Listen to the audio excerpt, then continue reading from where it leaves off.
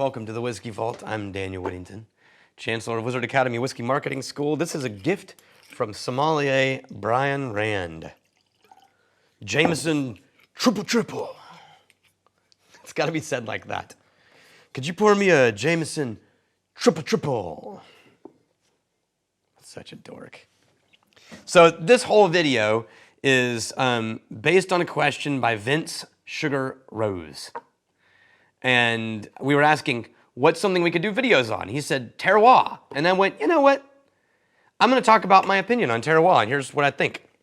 So the answer, is there such a thing as terroir in whiskey? Yes, but also not really, but also sort of. That's really the video. I'm going to explain to you what I mean, and at the end, you're going to realize, well, that's a real hard question to answer directly. The short version is yes, but probably not as much as you think. I would have been more vague about it, except for that we went to Waterford a few years ago, and I got to try a distillery that was doing the most extreme version of Whisky Terroir that I've ever experienced, and I will explain it to you in a second. And we got to try some things, and it changed my entire opinion on this whole question. Terroir is, just so in case you don't know, terroir is a word used to describe the impact of flavor on a product based on its geographical location, right? So in wine, you've got terroir and specific grapes. Like you could have the same grape strain, this side of the mountain and this side of the mountain, they turn into totally different tasting wines. Or, you know, up on the hill or 1,000 feet higher in elevation or so on, right? This is terroir. And this is why you can, and you get this in things that ferment too, because local yeast strains. This is why sourdough with wild fermentations or local fermentations are using local water. People say things like San Francisco sourdough, it's got a taste. It's like, yeah, it probably does. It's using, if I remember correctly, San Francisco municipal water, which it's definitely gonna have a flavor, right? So yes, there is terroir in whiskey because whiskey is made from grain and grain's affected by where it grows. So let me start by saying, reminding you where the flavors come from in whiskey. So first, the grain. Simply put, we all know that different grains taste different. Rye is different than corn, tastes different than malt. We also know that different types of rye taste different from each other, and different types of corn create different flavored whiskeys, and different types of barley create different flavors, right? Thanks to Waterford, I now know that the same barley from different farms can create completely different flavored new make spirits. So already we've got some impacts right there. Second place that flavor shows up is yeast and fermentation, right? Now, your style of fermentation changes all your flavors. And the style of yeast changes all your flavors again. And the combination of those two interacting creates all these different myriad of combos. So there's your next influx of flavors, right? But they're only playing with the flavors that were given to them by the grain. Third thing is distillation and how you distill, shape of the still, size of the still, line arm, cuts, speed, all of those things change what comes out the other side and what you isolate. So once again, we're sort of narrowing flavors at that point, but also changing and altering the final product in flavor. Then you put it in a barrel, and we get flavors from whether or not it's new or used, whether or not it held bourbon or sherry or port or rum, whether or not it was in a stone warehouse or a brick warehouse or an iron warehouse or in a shed, or whether or not it was in the mountains at 1,000 feet in Denver, whether or not it was in Texas and Houston, or whether or not it was in Scotland. How long it was aged, was it moved around and rotated? All of these things, once again, affect the flavors, right? So then you put it in a bottle, you water it down, that changes things again. So even if there was terroir from grain, how could you tell when the change of the grain is only one of this huge spectrum of flavor changes to a spirit? I have thoughts, but first let's drink Jameson triple. Thanks, Brian. I saw this one on the bar and I was like, what is that? Is that a new? Oh, cool. And then I saw several people reviewing it. It reminds me that Middleton, the distillery that owns these guys, has a baby craft distillery inside of Middleton called Method and Madness. And one of the more interesting whiskeys I got to try from Method and Madness was a whiskey aged in bourbon cask finished in chestnut barrels. And I really liked it.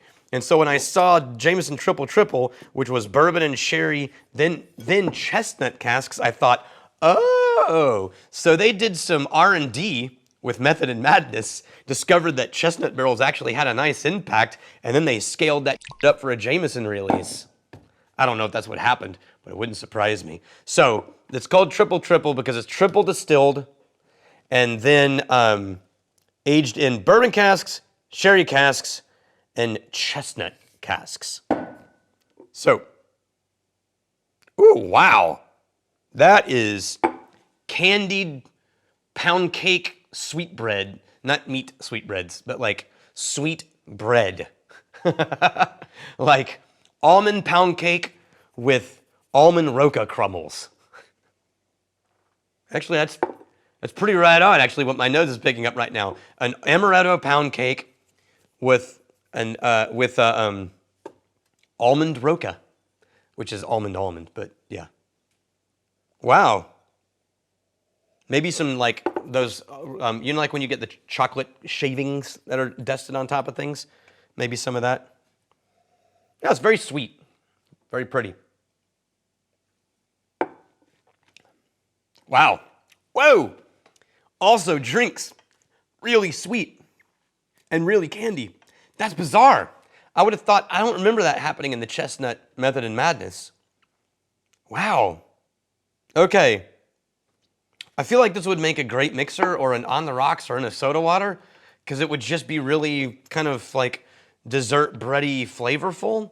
But as a simple by itself, it's drinking really candied almost, which is bizarre.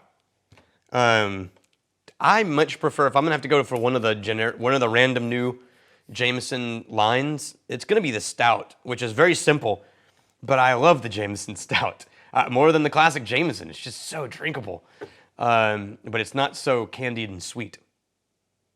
Huh. Now more of the thin column still stuff is starting to creep through. Hop, hop, hop, hop, hop. And it's getting a little bitey in spite of being sweet. That's bizarre. I'm gonna add a little bit of water. And carry on Whisky Terroir. So, I would argue that the barrel contains 50, 70, maybe even 80% of the flavor, depending on where you're at and how long it's been in the barrel and the barrel use. But that still leaves fermentation, cuts, and grain.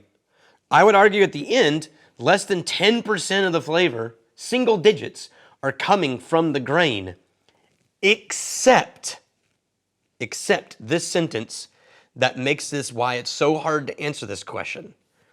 Everything else that happens to the whiskey happens starting with that grain. And so all the flavors that are created along the way are not freestanding, standalone. Like, it's not like you took a different thing and then you added all the identical flavor compounds at the end. Everything is reacting to something that's there. So yeah, oak gives vanillins, but it's gonna interact and add vanillins in a way reacting to the spirit that's in the barrel. So when you start from a different location and the grain tastes different, every other flavor that's introduced is playing with a different starting point. And so in that aspect, yes, the grain changes things, which means there can be terroir. Now, is it something where you can pick out on a normal product the locale of whiskey based on terroir that you can in wine? Like in wine, you can pick out on our Merlot based on these things and it being a Merlot. I'm thinking this is this climate, which puts it in this region. No. I'm going to say emphatically, you cannot do that with a final product, especially if they've blended multiple barrels together, right? Because the impact of the barrel is too high. Will it taste different than the same spirit with a different barley? Absolutely. Or a different rye? Absolutely it will. The only way to truly figure those things out is if you kept things single barrel all the way through. Then maybe you would have a shot at picking out and starting to recognize farms and regions. Maybe. Maybe.